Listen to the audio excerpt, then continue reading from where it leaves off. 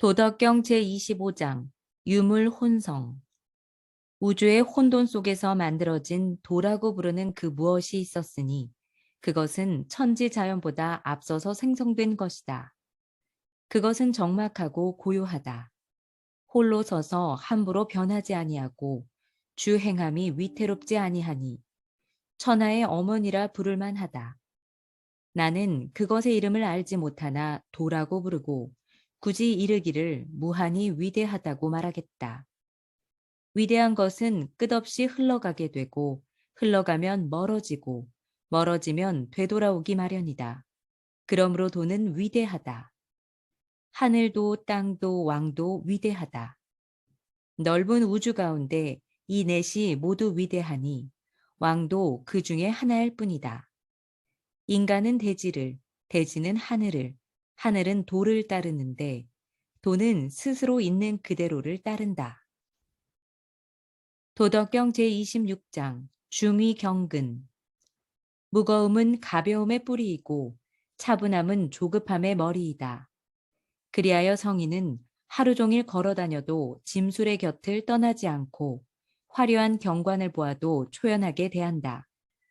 어찌 만승의 군주가 되어 천하에서 가볍게 처신을 할 수가 있겠는가? 가볍게 처신하면 근본을 잃게 되고 조급하게 굴면 지위를 잃게 된다. 도덕경 제27장 선행무철적. 수레를 잘 끄는 자는 바퀴자욱을 남기지 않고 언행을 잘하는 자는 흠결을 남기지 않는다. 셈을 잘하는 자는 주판을 쓰지 않고 잘 잠그는 자는 빗장이란 장치가 없어도 열 수가 없게 만들고 잘 결속하는 자는 잠금줄이 없어도 풀 수가 없게 만든다. 그리하여 성인은 늘 사람을 잘 구제하고 버리지 않으며 늘 사물을 잘 구제하고 버리지 않는다.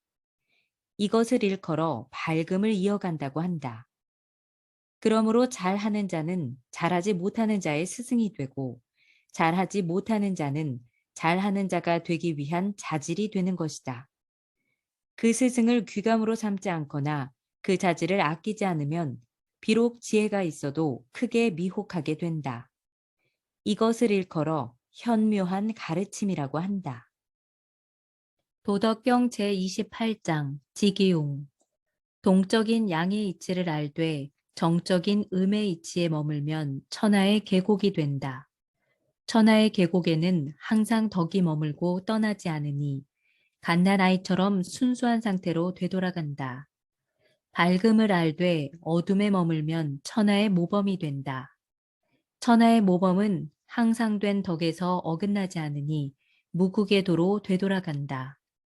영화를 알되 욕됨에 머물면 천하의 계곡이 된다. 천하의 계곡에는 항상 된 덕이 충분히 이르게 되니 통나무의 소박한 도로 되돌아간다. 통나무가 잘라져서 그릇이 되듯이 성인은 돌을 활용하여 관장을 삼는다. 그러므로 크게 쓰려면 잘게 자르지 않는다.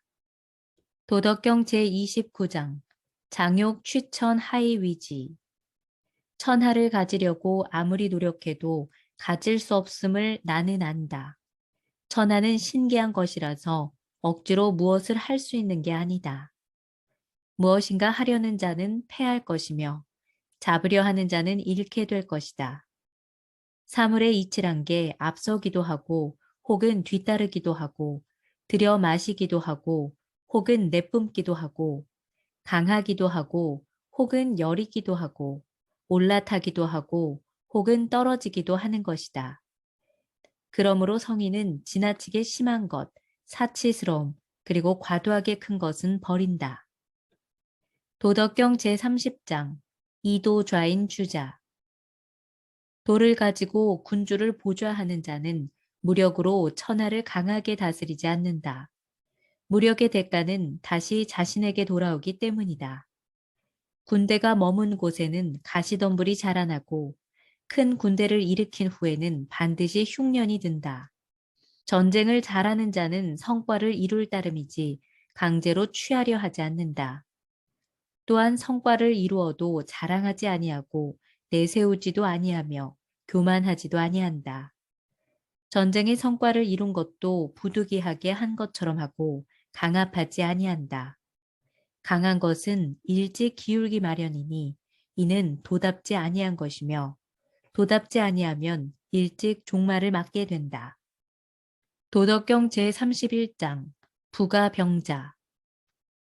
병장기는 아무리 훌륭해도 상서롭지 못한 흉기라서 모든 사람이 혐오한다.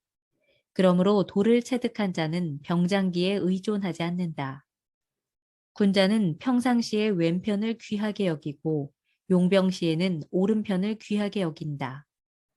그런데 병장기는 상서롭지 못한 물건이라서 군자가 가까이 할 게 못 되는데 부득이 사용하게 되더라도 최소한으로 담담하게 사용하는 게 최상이다. 승리하더라도 불미스런 일로 치부하라. 그렇지 않으면 살인을 즐기는 꼴이 되고 살인을 즐기는 자는 천하의 뜻을 얻을 수가 없다. 길한 일에는 왼편을 숭상하고 흉한 일에는 오른편을 숭상하는데 전쟁터에서 부사령관은 왼편에, 사령관은 오른편에 앉는다. 이는 말하자면 전쟁터를 장례하는 장소로 생각해서 그렇다. 전사자가 많으면 슬픔과 애도의 눈물을 흘리고 승리하면 장례를 치르도록 해야 한다. 도덕경 제32장 도상무명. 도에는 항상 이름이 없으며 통나무처럼 소박하고 작지만 천하의 누구도 그를 신하처럼 지배하지 못한다. 만일 군주가 능히 도를 지키게 된다면 세상 만물이 스스로 모여들어 따르게 될 것이다. 하늘과 땅이 서로 화합하여 감로가 내리듯이 백성들은 명령하지 않아도 스스로 균형을 이룬다.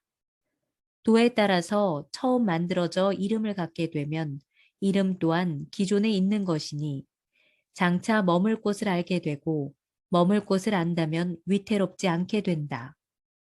도가 천하에 존재하는 것은 비유컨대 골짜기에 시냇물이 흘러가서 강과 바다를 이루는 것과 같다.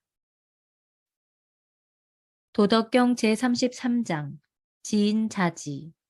남을 아는 자는 지혜로우나 자신을 아는 자는 진정 현명한 자이다. 남을 이기는 자는 힘센 자이나 자신을 이기는 자가 진정 강한 자이다. 만족을 아는 자가 진정 부자이고 실천하는 자가 진정 의지 있는 자이다. 자신의 자리를 잃지 않고 지키는 자가 오래가고 죽어서도 잊혀지지 않는 자가 진정 오래 사는 것이다. 도덕경 제34장 대도범해. 큰 돈은 넘치는 물과 같아서 좌우 어디로든 갈 수가 있다. 만물이 이런 도에 의지하여 생성하지만 도는 아무 말 없이 묵묵히 있을 뿐이고 공을 이루어도 명성을 가지려 하지 않는다. 만물을 먹이고 입히면서도 주인 노릇을 하려 하지 않는다. 항상된 물을 추구하니 작다고 말할 수가 있겠다.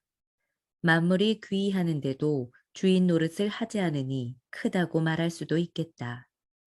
그런데 끝까지 스스로 크다고 말하지 않으니 능히 큰 것을 이룰 수가 있는 것이다. 도덕경 제35장 집대상.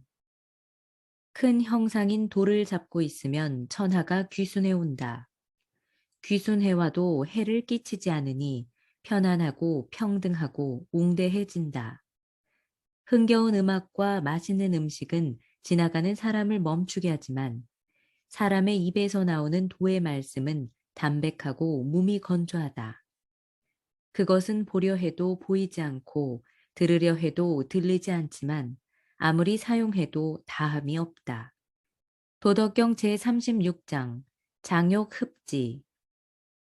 장차 움츠려지는 것은 필이 잠시 펴지는 모습이고 장차 약해지는 것은 필이 잠시 강해 보이는 법이다. 장차 망하려는 것은 필이 흥하게 보이고 장차 뺏으려 하면 필이 먼저 주는 법이다. 이것이 바로 어둠과 밝음의 이치이며 부드럽고 약한 것이 딱딱하고 강한 것을 이기는 이유이다. 물고기가 연못을 뛰쳐나와서는 안 되듯이 이러한 나라를 다스리는 데 유용한 이기는 남들에게 보여서는 안 된다.